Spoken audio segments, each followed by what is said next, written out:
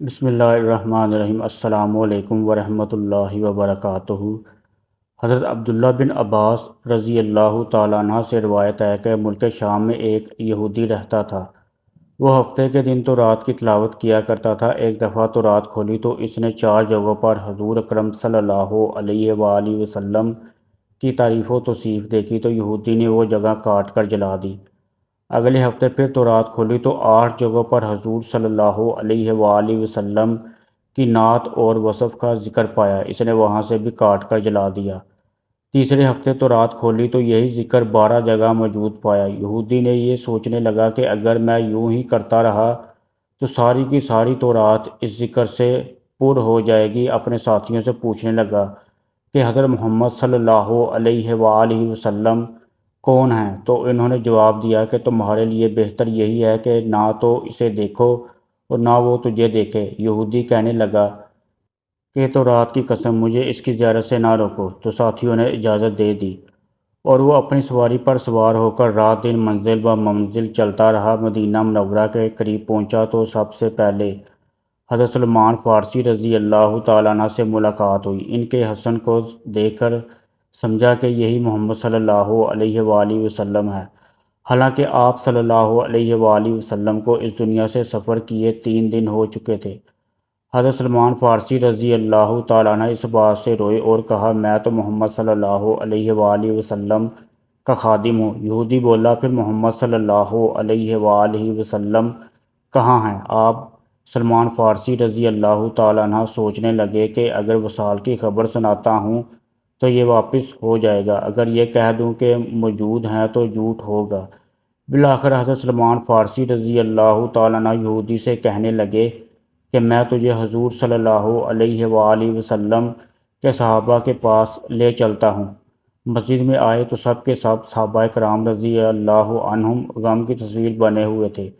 یہودی نے یہ سمجھ کر کہ ضرور محمد صلی اللہ علیہ وآلہ وسلم ان میں موجود ہوں گے، السلام علیکم یا محمد صلی اللہ علیہ وآلہ وسلم کا کلمہ کہا۔ صحابہ رضی اللہ تعالیٰ عنہ نے یہ سنا تو تمام صحابہ کرام میں ایک احرام مچ گیا اور سب آؤ بکا کرنے لگے۔ حضرت علی رضی اللہ تعالیٰ عنہ بھی وہاں تشریف فرما تھے۔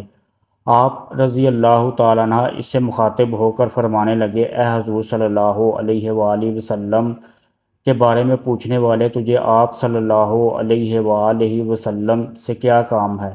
اس نے کہا میں یہودی عالموں میں سے ہوں اور 80 سال سے تورات کا مطالعہ کر رہا ہوں۔ اس میں اللہ تعالیٰ نے بہت سے مقامات پر اپنے نبی محمد صلی اللہ علیہ وآلہ وسلم کا ذکر بڑی تفصیل سے کیا ہے اور میں اسی ذکر سے متاثر ہو کر آیا ہوں۔ اس نے مزید سلسلہ کلام جاری رکھتے ہوئے کہا اور اب میں آپ صلی اللہ علیہ وآلہ وسلم کے ہاتھ پر بیعت کرنے حاضر ہوا ہوں۔ حضرت علی رضی اللہ تعالیٰ عنہ نے فرمایا اے نبی، شاید تجھے معلوم نہیں کہ حضور صلی اللہ علیہ وآلہ وسلم کا 3 دن پہلے وصال ہو چکا ہے۔ یہ سن کر وہ یہودی چیخنے لگا کہ ہائے میرا غم، ہائے میرے سفر کی ناکامی، اے کاش میری ماں مجھے نہ جنتی اور جن ہی دیا تو کاش میں تورات نہ پڑھتا، اور وہ بھی پڑھی تھی تو کاش آپ صلی اللہ علیہ وآلہ وسلم کی تعریف و توصیف پر نظر نہ پڑتی، اور اگر یہ بھی ہو گیا تو مجھے آپ صلی اللہ علیہ وآلہ وسلم کی زیارت نصیب ہو جاتی۔ پھر کہنے لگا کہ تم میں سے کوئی ان کی اولاد ہے جو مجھے حضور اکرم صلی اللہ علیہ وآلہ وسلم کے اوصاف اور حلیہ مبارکہ کا تعارف کرائے۔ حضرت علی رضی اللہ تعالیٰ عنہ آگے بڑھے اور فرمایا میرا نام علی ہے۔ یہودی بولا میں نے آپ کا نام بھی تورات میں دیکھا ہے۔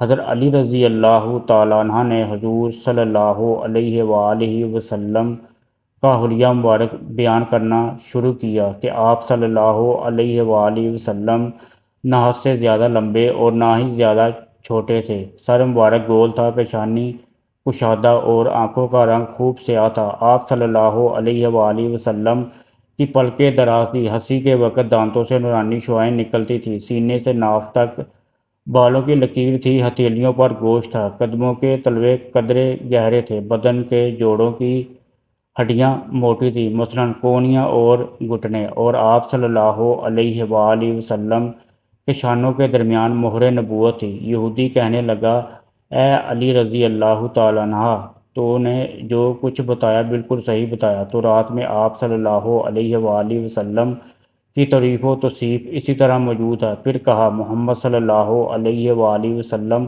کا کوئی کپڑا موجود ہو تو میں اسے سونگھنا چاہتا ہوں۔ حضرت علی رضی اللہ تعالیٰ عنہ نے فرمایا ہاں سلمان جاؤ اور فاطمہ رضی اللہ تعالیٰ عنہ سے کہو کہ رسول اللہ صلی اللہ علیہ وآلہ وسلم کا جبہ مبارک ذرا بھیج دیں۔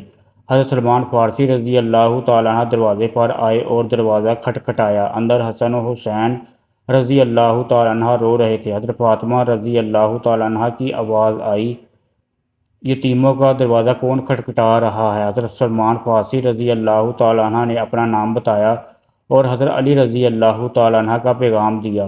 وہ روتے ہوئے بولے میرے ابا کا جبہ مبارک کون پہنے گا؟ حضرت سلمان فارسی رضی اللہ تعالیٰ عنہ نے سارا قصہ سنایا۔ آپ جبہ مبارک نکال کر لے آئیں جو 7 جگہوں سے کھجور کے ریشوں سے سلا ہوا تھا۔ حضرت علی رضی اللہ تعالیٰ عنہ نے اسے پکڑ کر سونگھا، پھر دوسرے صحابہ کرام رضی اللہ تعالیٰ عنہ نے سونگھا، پھر یہودی پکڑ کر سونگھنے لگا اور کہتا تھا واہ کیسی عمدہ خوشبو ہے۔ پھر اس کے بعد حضور اقدس صلی اللہ علیہ وآلہ وسلم کی قبر شریف پر حاضر ہوا اور آسمان کی طرف سر اٹھا کر کہنے لگا اے اللہ میں گواہی دیتا ہوں کہ تو واحد یکتا و یگانہ ہے، کائنات تیری نیاز و مند ہے اور تو بے نیاز ہے، اور میں یہ بھی گواہی دیتا ہوں اس قبر شریف میں تیرا حبیب صلی اللہ علیہ وآلہ وسلم ہے۔ جو کچھ انہوں نے فرمایا ہے میں اس کی تصدیق کرتا ہوں اور ان پر ایمان لاتا ہوں۔ اے اللہ اگر میرا اسلام تیری بارگاہ میں قبول ہے تو میری روح کو ابھی قبض کر لے۔ یہ کہہ کر وہیں گر کر جان دے دی۔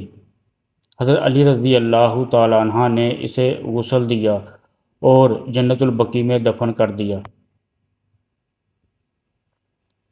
حضرت عبداللہ بن زید رضی اللہ تعالیٰ عنہ کے بارے میں منقول ہے کہ جب انہیں ان کے بیٹے نے حضور صلی اللہ علیہ وآلہ وسلم کے وصال مبارک کی خبر دی، وہ اس وقت اپنے کھیتوں میں کام کر رہے تھے۔ آپ صلی اللہ علیہ وآلہ وسلم کے وصال کی خبر سن کر غم زدہ ہو گئے اور بارگاہ الہی میں ہاتھ اٹھا کر یہ دعا کی اے میرے اللہ میری آنکھوں کی بینائی اب ختم کر دے تاکہ میں اپنے محبوب محمد صلی اللہ علیہ وآلہ وسلم کے بعد کسی دوسرے کو دیکھ نہ سکوں۔